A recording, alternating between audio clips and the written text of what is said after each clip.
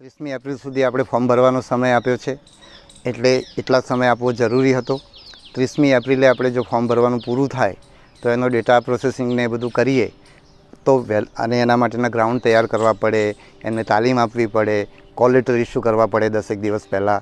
એ બધું કરવાની અંદર લગભગ 25 દિવસ જેટલો સમય જાય, એટલે આપણે 25મી મેએ પરીક્ષા શરૂ કરી શકીએ. એ વખતે ભર ઉનાળો હોય એટલું જ નહીં, 25 મેએ પરીક્ષા શરૂ કરીએ તો 5, 7, 10, 15 જૂનની આસપાસ ગુજરાતમાં ઘણા બધા વિસ્તારમાં, સૌરાષ્ટ્રમાં 5 જૂનથી 10 જૂનની વચ્ચે, 15 જૂનની વચ્ચે વરસાદ આવતો હોય છે. એટલે એ આખું આપણે ભરતીની પ્રક્રિયા શારીરિક કસોટીની પૂર્ણ ના કરી શકીએ. આપણે ભર ઉનાળામાં શરૂ કરીએ અને આખું વાતાવરણ બદલાતું રહે એટલે આપણે ત્યારે શરૂ ના કરી શકીએ.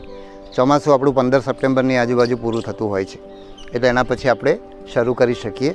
પણ એ વખતે પણ ભાદરવા મહિનામાં ઘણી સારી એવી ગરમી હોય છે, એટલે જો આપણે ઓક્ટોબરમાં શરૂ કરીએ તો આપણે નવેમ્બર અંત સુધીમાં પૂરું કરી શકીએ. પણ મારી જે સમજ છે, કારણ કે અત્યારે તમે બધા ઉત્સાહમાં છો, કારણ કે તમને ગ્રાઉન્ડ પર દોડવાનું શરૂ નથી થયું. દોડો ત્યારે તમે જ પછી પ્રશ્ન લઈને આવતા હો છો.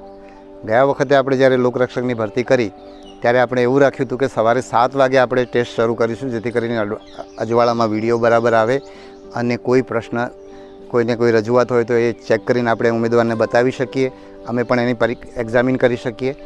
પણ ઉમેદવારો ખૂબ જ વહેલા આવી જતા હતા અને મારા પોલીસ અધિકારીઓ કે અધિકારીઓ કર્મચારીઓ જેમણે ગ્રાઉન્ડ ઉપર કામ કર્યું છે એને મારે ખાસ દાદ આપવી જોઈએ કે એમણે આખી પ્રક્રિયા બહુ વહેલી શરૂ કરી અને 7 વાગ્યાના બદલે અંધારામાં એમણે એ પ્રમાણે લાઇટિંગ ગોઠવ્યું, જેથી કરીને વિડીયો બરાબર આવે અને સાથે સાથે બહુ પરીક્ષા વહેલી શરૂ થઈ જાય.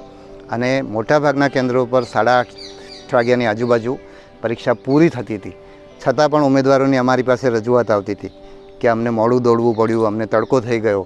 અને તમારી જાણ માટે આપણે એ જ્યારે પરીક્ષા લઈ રહ્યા હતા એ 3 ડિસેમ્બરથી 29 જાન્યુઆરીની વચ્ચે આપણે પરીક્ષા લઈ રહ્યા હતા. ગુજરાતમાં 25 ડિસેમ્બરની આજુબાજુ શિયાળો શરૂ થાય છે, એટલે શિયાળો પીક ઉપર હોય છે. 25 જાન્યુઆરીએ કાશ્મીરમાં ને ત્યાં બધે બરફ વરસતો હોય છે, ત્યાં વખતે ગુજરાતમાં સૌથી વધારે ઠંડી ત્યારે શરૂ થાય છે. એના આગળનો ભાગ અને ફેબ્રુઆરીમાં ગરમી શરૂ થાય એટલે ટૂંકમાં 25 ડિસેમ્બરની આગળ 1 મહિનો અને પાછળ 1 મહિનો એ પ્રકારે પરીક્ષા ગોઠવી હતી. એવી ઠંડીની સિઝનમાં પરીક્ષા ગોઠવી હતી, છતાં પણ અમારી પાસે એવી રજૂઆત આવતી હતી.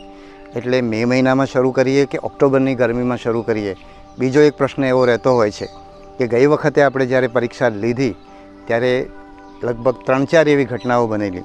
એક કિસ્સાની અંદર એક ઉમેદવાર, મને ખ્યાલ છે ત્યાં સુધી મૃત્યુ થયું હતું એનું, અને બીજા 2-3 કિસ્સાની અંદર હાર્ટની સિરિયસ ટ્રબલ થઈ હતી ને આપણે એમને તરત જ હોસ્પિટલમાં લઈ ગયા અને એમને આપણે બચાવી શક્યા.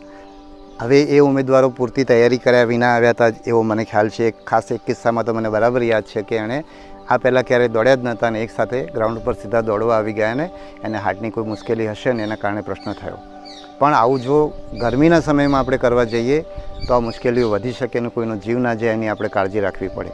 બીજું, ગરમીનો સમય હોય ત્યારે પછી તમને સવારે 8 વાગે અને સવારના 6 વાગ્યાની વચ્ચે ગરમીનો ઘણો મોટો ફરક પડતો હોય છે અને એના કારણે જેમ બેચ મોડી થાય એમ ફેલ્યોર થવાની શક્યતા વધારે રહેતી હોય છે. એટલે સવારના 8:30 સુધી પરીક્ષા પૂરી કરી શકીએ અને ગરમીથી ઓછામાં ઓછી ગરમીમાં પૂરી કરી શકીએ એ રીતે આપણે આયોજન કરવા માગીએ છીએ. એટલે કાં તો આપણે ઓક્ટોબરમાં કરીશું જો ત્યારે ગરમી ઓછી હશે તો, નહીંતર આપણે દિવાળી 1 નવેમ્બરે છે એટલે 15 નવેમ્બરે આપણે આ પરીક્ષા શરૂ કરીશું.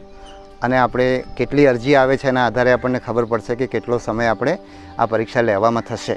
ગયા વખતે 3 ડિસેમ્બરથી 29 જાન્યુઆરી એટલે લગભગ 2 મહિના જેટલો સમય હતો. આ વખતે આપણે જે સંમતિપત્રકની પ્રથા શરૂ કરી છે, એટલે આપણે જો સંમતિપત્રક એડવાન્સમાં માગશું તો કદાચ આ સંખ્યા ઘટશે તો આપણે નવેમ્બરની 15 તારીખથી ડિસેમ્બરના અંત સુધીમાં આપણે તમારી શારીરિક કસોટી પૂરી કરી શકીશું એવું મને લાગે છે.